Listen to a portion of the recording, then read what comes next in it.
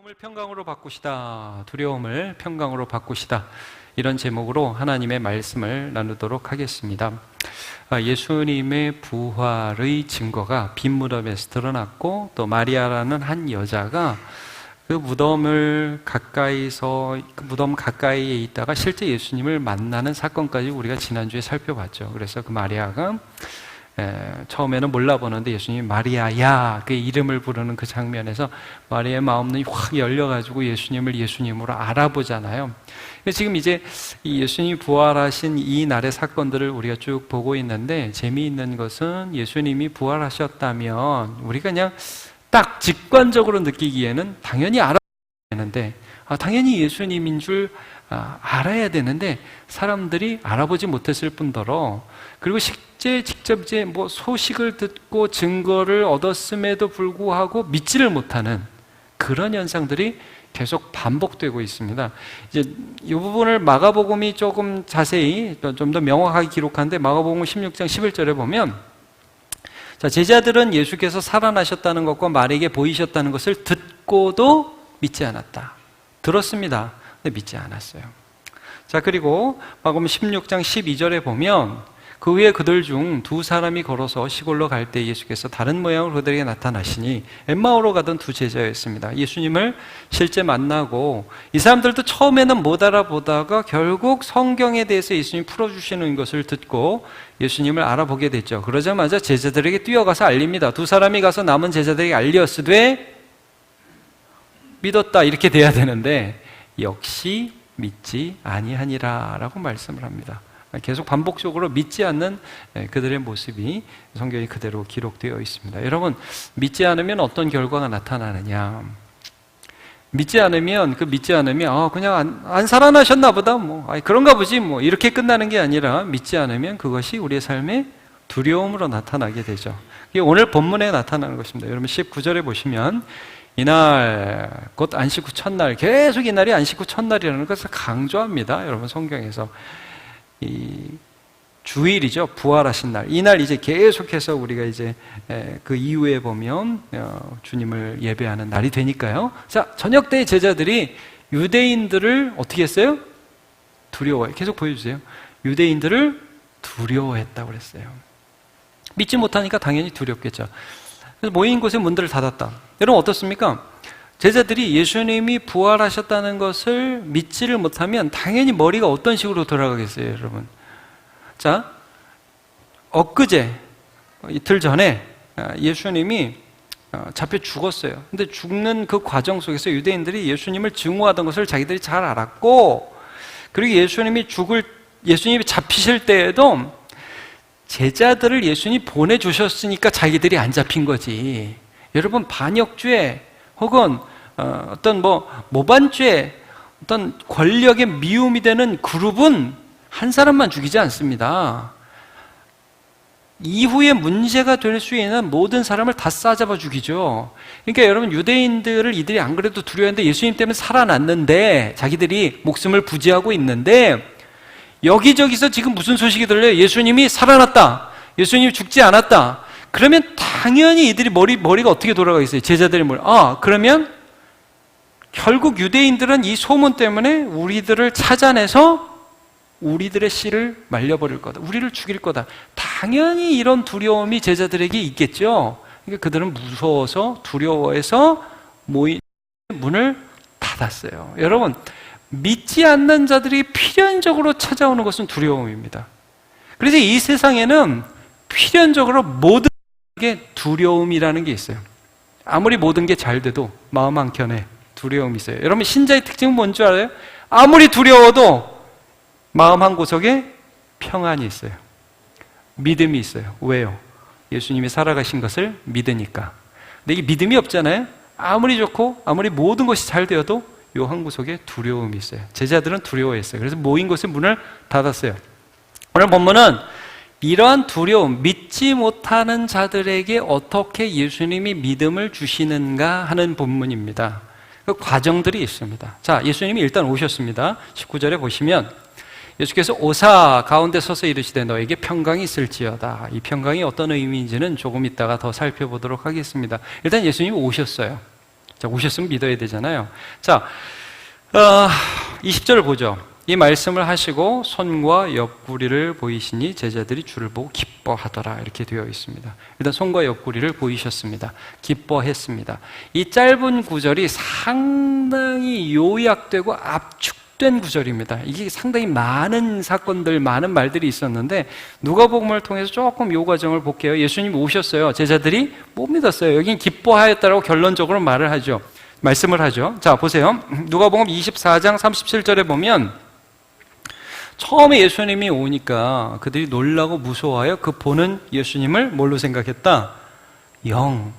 여러분, 우리도 진짜 뭐 이렇게 예수님이 우리 앞에 나타나신다면 우리도 영으로 생각하지 않겠습니까? 영이 뭐예요? 쉽게 뭐 우리식으로 표현하면 귀신 아니 귀신? 귀신이다. 이렇게 놀라는 거죠. 이게 진짜 죽었다가 무덤에서 지금 누워있던 그 예수님의 몸이 하나님의 능력으로 다시 살아났다라고 생각을 하지 못하고 귀신이다, 이렇게 생각을 하는 거예요. 우리 많이 그렇게 생각하잖아요. 귀신이다. 그래서 예수님이 물 위로 걸어서 제자들에게 밤에 파도치고 바람 부는 그 바다 위를 걸어서 제자들에게로 오실 때에 제자들이 뭐라고 소리쳤어요? 귀신이다 그러고 소리쳤잖아요. 똑같은 거예요. 이게 정말 예수님이 부활하셨다고 믿지 못하는 거예요. 여러분, 우리가 이게 예수님을 봐도 그게 예수님인가? 여러분 믿을 수 있을 것 같아요? 제자를 믿지 못했습니다. 영으로 생각했어요. 그래서 예수님이 해주신 게 뭐냐면 손과 발을 보여주신 것이죠. 그래서 40절을 보면 이 말씀을 하시고 손과 발을 보여주세요. 제자들이 굉장히 놀랐겠죠. 여러분, 손과 발을 보여주니까 그 손에 뭐가 있겠어요? 못자국이 있겠죠. 모르겠어요. 아직 뚫려 있는 채로 있는지, 조금 마데카솔 발라가지고 좀 낫는지 제가 모르겠어요. 정확하게는 모르겠어요. 어쨌든 분명히 손과 발에 못자국이 있었고 허리엔 창자국이 있었을 거예요. 근데 여러분 여기 보세요. 41절에 그들이 너무 기쁨으로 아직도 믿지 못하고 놀랍게 여길 때, 여러분 너무 기쁨은 믿지를 못하죠. 꿈에 너무 기분 좋은 꿈 꿔본 적 있으세요? 몸이 너무 아픈 게 나았어요. 꿈에 우리 애가 좋은 일이 일어났네요. 고3짜리 애가 좋은 대학에 붙었어요. 꿈에 여러분 깨고 싶어요? 깨기 싫어요? 너무 깨기 싫죠. 이런 기분이라는 거예요. 너무 좋으니까 아닐 거야. 이건 아니야. 내가 지금 꿈꾸는 거지. 이러고 있었다는 거예요. 그때 주님께서 그 다음에 하신 일이 뭐냐면 좀 드신 거예요. 이게 영은 그런 걸 못 하잖아요. 자, 41절이면 이르시되 여기 무슨 먹을 것이 있냐? 야, 그래도 못 믿겠니? 예수님이 진짜 애 많이 쓰시죠, 여러분? 네. 자, 먹자. 그래서 생선 있냐? 그러니까 생선. 여러분 생선 이렇게 하면서 만져질 거 아니야. 그러면 이제 이게 진짜구나. 진짠가? 아니야, 꿈인가? 이러면서 생선을 이렇게 갖다 두면 여러분 귀신이 먹을 수 있어요? 귀신이 무슨 물고기 먹을 수 있어요? 못 먹잖아요. 이렇게 드시면서 고등어인지 참치인지 모르겠지만 이렇게 드시면서 너도 먹어라. 그래서 소화도 시키시고 진짜구나 하면서도 아리까리한 거예요, 이 사람들이. 여러분 이 정도 되면 믿을 것 같지 않아요? 이 정도면 믿을 것 같은데 이게 참 힘들어요. 그래서 저는 이 말씀 보면서 우리는 제자들 참 진짜 믿음 없다 이런 생각 들지만 제가 보기엔 저나 여러분이나 제자나 똑같습니다. 설교를 우리가 그렇게 많이 우리는 잘 믿죠? 여러분 믿음은 하나님의 은혜입니다. 근데요, 예수님이 어떻게 결국 믿게 하시느냐 이거죠. 이제 44절부터 보면 이렇게 말씀을 해요. 자, 보세요.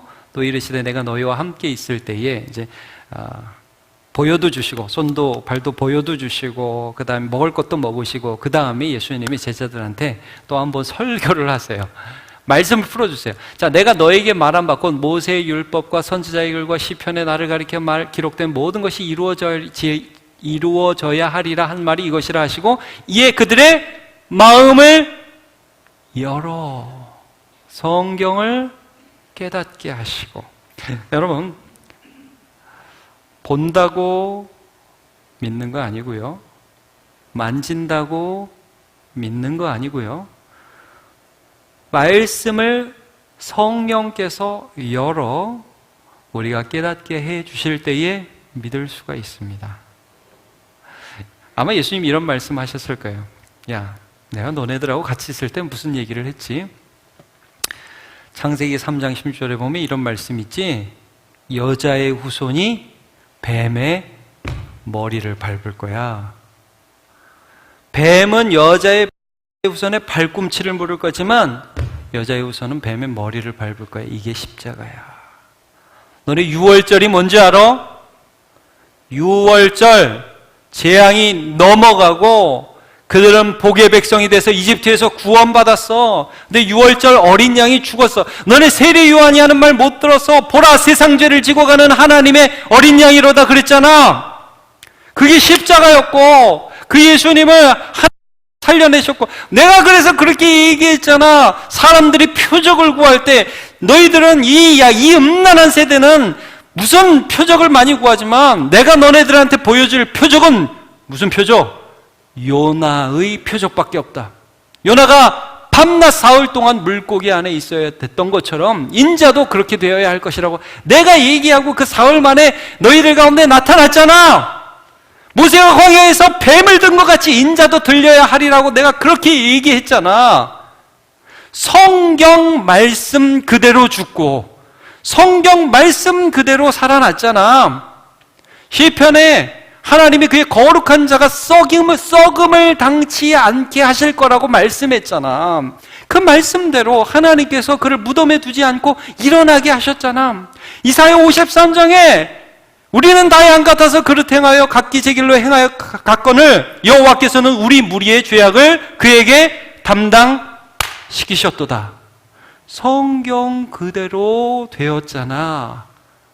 여러분, 예수님이 예수님 자신을 증거하려 하지 않고, 여러분 우리가 요한복음 계속 봤죠?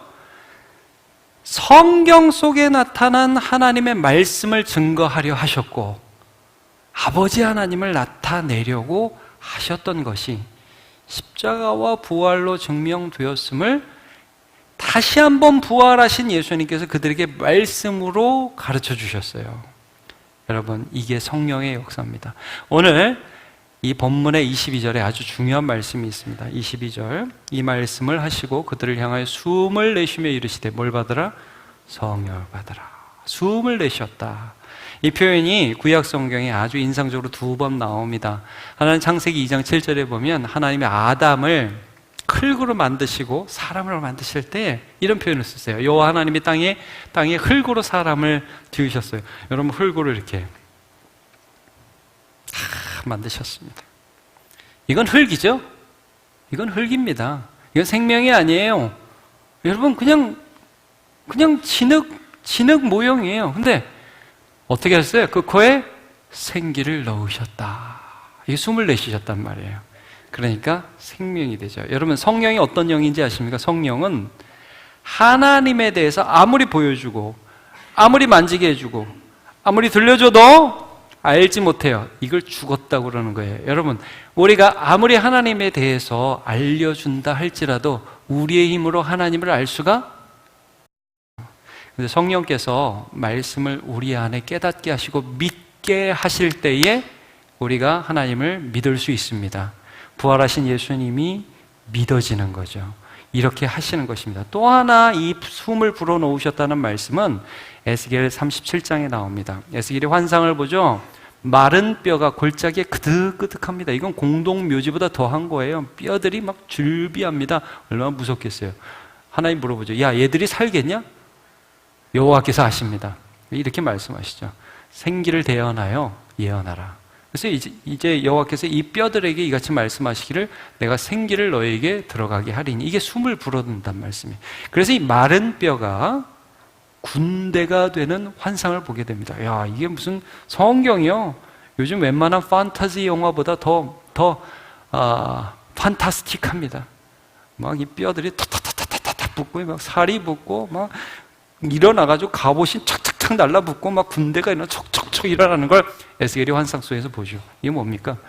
성령께서 죽은 우리들 가운데서도 생명을 주시면 우리 같은 사람이 군대가 돼서 세상 가운데 살아간다는 거죠. 그게 여러분 우리 아닙니까? 교회입니다. 이게 교회. 교회가 뭐예요? 여러분 우리가 원래 마른 뼈였어요. 세상 가운데에서 아무것도 아닌 사람이었다. 별거 아닌 정도가 아니라 아무것도 아닌 사람이었다. 도대체 무슨 소망도 없고 도대체 무슨 능력도 없고 그때 이름이 대단하지도 않은 사람들인데 성령께서 우리가 하나님을 아는 생명을 허락해 주셔서 우리가 모여서 교회 이름으로 군대로 세상에 나갈 수 있게 해주셨다는 거죠. 이 생명의 역사를 누가 주시느냐? 성령께서 주신다는 거예요. 자, 여러분, 그래서 좀 전에 말씀드렸지만 예수 안 믿는 게 이상한 게 아니라 예수 안 믿는 게 당연하다. 이제 우리가 예배하다가 옆에서 이렇게 피곤해서 자는 거 말고요. 예배할 때 여러분 피곤해서 주무실 수 있죠? 네. 그거 말고 이제 매번 주무시는 분 있잖아요. 매번. 그러는 분들은, 아직 살아본 적이 없으신 분이구나. 불쌍히 여기고 기도해 주시고요. 정말 하나님께서 생명 주시도록 여러분 함께 중보해 주셔야 됩니다. 자, 이게 엠마오로 가는 두 제자의 삶에서도 동일하게 일어났습니다. 아까 우리가 이 박창래 목사님 설교를 통해서도 봤지만 예수님의 죽으심을 안타까워하며 두 제자가 시골길로 가고 있었어요. 근데 예수님을 만났거든요. 근데 예수님을 알아보지 못합니다. 예수님 못 알아보는 게 정상이에요. 근데 예수님이 그런 제자들 그냥 놔두지 않고 어떻게 하셨냐면요. 거기도 똑같아요. 야, 이렇게 마음에 더디 믿는 자들이야. 더디 믿는 자들아. 그리스도가 이런 고난을 받고 영광에 들어가야 할 것이 아니냐라고 말씀하시면서 성경을 풀어주세요. 그러니까 이 제자들이 점점 마음을 열고, 정말인가? 예수님이 살아나셨나? 근데 그때까지도 예수님인지 몰라요. 근데 예수님과 함께, 들어가서 식사 좀 하시죠, 저희랑. 그래서 들어가서 밥을 먹으면서 예수님이 기도를 하시고, 축사하시고, 이제 떡을 떼시는데 갑자기 눈이 밝아져서 예수님인 줄 알아보죠. 그때 예수님은 또 사라져요. 그러니까 예수님의 부활하신 몸은 분명히 육체지만 공간을 초월하신다고 그랬어요. 자, 그때 이들이 한 말이 있습니다. 누가복음 24장 32절 말씀입니다. 그들이 서로 말하되 길에서 우리에게 말씀하시고 우리에게 뭐 하실 때요? 성경을 풀어주실 때. 여러분, 이게 아닙니다. 길에서 그분이 우리에게 짠 나타나셨을 때, 그분이 우리가 눈을 마주쳤을 때, 그게 아닙니다. 그가 말씀하시고 우리에게 성경을 풀어주실 때에 우리 속에서 마음이 뜨겁지 아니하더냐. 그래, 내가 왜 실망하고 있었지?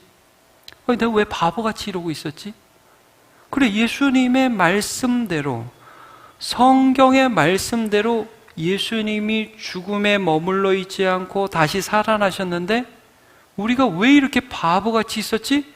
그래, 맞아. 이거잖아. 그분이 살아계시잖아. 여러분, 말씀을 깨닫게 되고 하나님이 살아계시다는 것을 우리가 인정하게 될 때에 우리의 마음이 회복되고 생영, 살아있는 영이 되는 것입니다. 그 일을 성령께서 지금 예수님의 말씀을 통해서 하시는데요. 여러분, 그 예수님이 지금도 살아계셔서 우리가 예수님의 말씀을 들을 때에 우리 속에서도 마음을 뜨겁게 해 주십니다.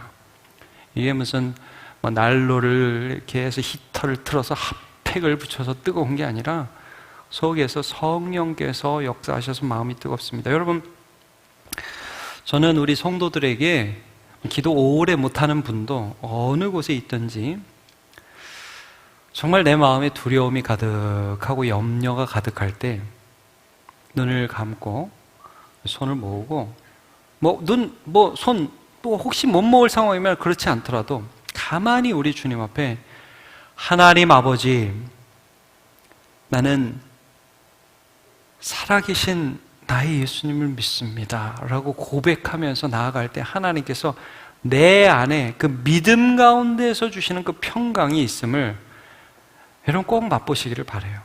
맛보실 수 있어요. 그 가능합니다. 지금도 되는 일입니다. 이렇게 예수님이 살아계시다는 것을 성령께서 깨닫게 해주실 때에 얻게 되는 선물을 우리는 평강이라고 합니다. peace. 여러분, 평강은 편안하고 다릅니다. 일단 이 성경 구절을 읽고 좀 말씀드릴게요. 19절. 이날 곧 안식 후에 저녁 때 제자들이 유대인들을 두려워하여 모인 곳에 문을 닫았더니 예수께서 오사 가운데 서서 이르시되 두려워하는 너희들이여 뭐가 있을지어다? 평강이 있을지어다. 자, 우리 21절은 같이 읽어볼까요? 시작. 예수께서 또 이르시되 너희에게 평강이 있을지어다. 아버지께서 나를 보내신 것 같이 나도 너희를 보내노라. 네, 평강이 있을지어다 말씀을 하죠. 아버지께서 나를 보내신 것처럼 나도 너희를 보낸다 이렇게 말씀을 하고 있는데, 평강은 편안하고 다르다는 거죠.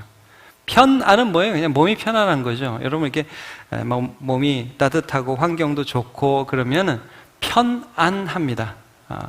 근데 평강, 피스는 말하자면 편안하지는 않지만 뭐 이렇게 좀 몸이 좀 아플 수도 있고 환경적으로 어려울 수도 있는데 이 속에서 뭔가 아는 거예요. 뭔가 붙드는 게 있는 거예요. 그래서 그래도 웃을 수 있는 거예요. 그래도 기쁠 수 있는 거예요. 이건 평 안에서부터 솟아나는 거예요. 우리는 좀 어떤 일들이 좋아지고 상황이 나아지면 내가 평강할 거라고 생각해요. 그런데 그렇지는 않아요. 여러분 모든 일이 다 좋아지는 것 같다 하더라도 우리 속에 두려움이 우리를 찾아와서 우리를 괴롭게 할 수 있어요. 그러나 아무리 외적인 어려움이 있어도 우리 주님이 함께 계시다는 그 사실, 예수님이 이 성경 속의 예수님이 나의 예수님이구나라는 것을 아는 사람은 외적인 어려움들을 이길 수 있는 평강을 붙들고 오히려 살아갈 수 있죠. 그래서 예수님이 우리를 이 평강을 가지고 세상에 보내세요. 여러분 21절, 좀 전에 읽었던 그 21절 다시 한번 읽어볼게요. 21절 한번 보겠어요. 시작. 예수께서 또 이르시되 너에게 평강이 있을지어다. 아버지께서 나를 보내신 것 같이 나도 너희를 보내노라 이렇게 말씀하죠. 자, 세상에 나가는데 돈 갖고 그 다음에 뭐 어떤 차비 갖고 활동비 갖고 나가라 그러지 않고 평강 갖고 나가라고 그래서 이번에 우리 중고등부 청년부 수련회 가서 부산에 가는데 부산에 가니까 그 뭐 차비도 있어야 되고 뭐 점심도 사 먹어야 되고 뭐 돼지국밥도 사 먹어야 애들이 죄다 돼지국밥만 먹더라고요. 하여튼 돼지국밥도 이렇게 사 먹고 그래야 되는데 돈을 줘서 보냈어요. 여러분 하나님께서는 우리에게 세상에 보내시는데 10,000원을 주실까요? 20,000원을 주실까요? 평강을 주십니다. 평강을. 예수님이 우리와 함께 계시다. 있으면은 좀 여유롭게 살아가는 거예요. 세상 사람들처럼 살지 않는 것입니다. 요한복음 14장 1절부터 3절을 보면 너희는 마음에 근심하지 말라. 하나님을 믿으니 또 누구를 믿어요? 나를 믿어라. 예수님을 믿어라. 여러분 예수 믿는 거하고 하나님 믿는 거하고 따로따로. 나는 하나님은 믿는데 예수님은 안 믿어. 말도 안 되는 소리예요. 그거는 예수님을 통해서 하나님을 믿는 거죠. 부활하신, 죽었다가 사신 그 예수님 안에 하나님이 나타나셨으니까 그 예수님을 통해서 하나님을 믿는 거죠. 그 예수님께서 내 아버지 집에 거할 곳이 많아. 그렇지 않으면 너에게 일렀으리라. 내가 너희를 위하여 거처를 예비하러 간다. 구원을 이루러 내가 십자가와 부활을 경험할 거다. 그리고 가서 너희를 위하여 거처를 예비하면 내가 다시 와서 너희를 내게로 영접하여 나 있는 곳에 너희도 있게 하리라. 그러죠. 여러분 이게 뭐예요? 나 금방 갔다 올게 이거잖아요. 여러분 우리가 애들이 막 울면 뭐라고 해요? 나 엄마 잠깐만 저희 가게 가서 뭐 하나 사올게. 그 다음에 우리 맛있는 거 먹자. 잠깐만 기다려. 아빠랑 같이 있어. 그럼 물론 이제 엄마를 더 찾기는 하지만 그래도 여러분 그런 말들을 통해서 애들이 위로를 받죠. 잠깐만 있다 올게. 이거예요 여러분. 예수님께서 지금 갔다 오시고 그 다음에 성령을 주시고 우리가 이 사실을 알면 평안할 수 있고 평안한 사람이 세상에서 제일 강한 사람입니다. 여러분 다 불안해하잖아요. 돈 많은 사람 불안해하죠. 여러분 명예 있는 사람 불안하죠. 언제 잘릴까 불안하죠. 여러분 우리의 구원은 예수 안에서의 구원은 취소되지 않습니다. 하나님의 사랑은 예수 안에서 취소되는 게 아니에요. 그분이 보내신 성령 왔다 갔다 하는 분이 아닙니다. 우리 안에 내주하시죠. 그래서 우리가 죄를 지으면 힘든 겁니다. 성령이 떠나지 않으시니까요. 놀이공원에 가서 우리가 이제 뭐 티익스프레스라든지 바이킹 이런 거 어른들은 이제 안 타시죠. 몇 살까지 이거 탑니까? 30대는 타나요? 여러분 30대는 놀이공원 가면 이런 거 타시죠. 좀 외람된 말씀이지만 제가 40이 되기 시작하니까 저런 거 타면 머리가 아프더라고요. 무서운 게 아니에요. 머리가 아파서 못 하겠어요, 진짜. 뭐라고 애가 그러는 것 같은데. 자, 하여튼 이게 힘들어요. 근데 여러분 제가 이제 안 타고 밑에서 저희 애들이라든지 혹은 뭐 중고청 학생들 이렇게 타는 걸 이렇게 보면 여러분 그 아이들이 저거 타면서 두려워하는 것 같습니까? 평안해하는 것 같습니까? 둘 다 아닌가요? 두려움도 아니고 평안도 아닌가요? 자, 어떤 표정으로 타는 것 같습니까? 탈 때 뭐 울상을 치면서 이러면서 타는 것 같습니까? 아니면 막 기쁨에 겨워서 이러면서 타는 것 같습니까? 여러분 보실 때 물론 이제 뭐 좀 조금 속아서 타는 애들은 막 두려워하면서 막 이러면서 타는 애들은 대부분 제가 보면 실수한 놈들처럼 타고 재미있는 거는 여러분 거기서 이제 은혜 받은 애들은 내려오면서 또 줄 서요. 막 뛰어가서 또 줄 서요. 막 그러잖아요. 이게 여러분 이렇게 제가 옛날 기억을 떠올리면 그 어뮤즈먼트 파크 막 놀이공원에 쭉쭉 그 놀이기구가 올라가 맨 꼭대기로 올라갈 때 있잖아요. 이렇게 턱 올라가면 막 위에서 막 아래가 보이는데 막 심장이 푹툭푹툭 하고 막 그러거든요. 여러분 평안해요, 불안해요? 평안합니다. 걔들 중에 어느 누구도 죽음을 두려워하지 않습니다. 뭘 믿어서 그런지 압니까? 발을 믿어요.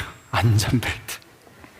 여러분 이런 거 못 봤죠? 이 놀이공원 기계가 올라가면서 턱 올라가면서 이 안전벨트가 점점 올라가. 턱 이렇게. 그런 거 보시세요? 그래 애들 막 미칠걸요? 불안해가지고. 근데 여러분 이게 그대로 있어요. 안전벨트도 그대로 있고. 네. 여러분 세상에서도 평안하고 즐기는 사람, 기뻐하는 사람들 안전벨트 하나 믿고 즐깁니다. 우리는 누구를 믿죠? 죽음을 이기신 하나님의 아들 하나님 예수님을 믿습니다. 이게 평안의 근거가 됩니다. 이게 세상에 나갈 수 있는 근거가 입니다. 여러분, 내가 세상을 이겨서 평안한 게 절대 아닙니다. 세상을 이기기 전에 평안하시고 세상에 지는 것 같이 보여도 평안하십시오. 여러분 자주 말씀드리죠. 죽어도 평안하고 실패해도 평안하고 왜? 내 인생을 붙잡고 계신 것은 안전벨트고 안전바가 아니고 죽음에서 부활하신 예수 그리스도니까. 성령께서 보여주시는 그 믿음의 광경들을 보시며 믿음으로 살아가는 주의 백성들 다 되시기를 주님의 이름으로 축복합니다.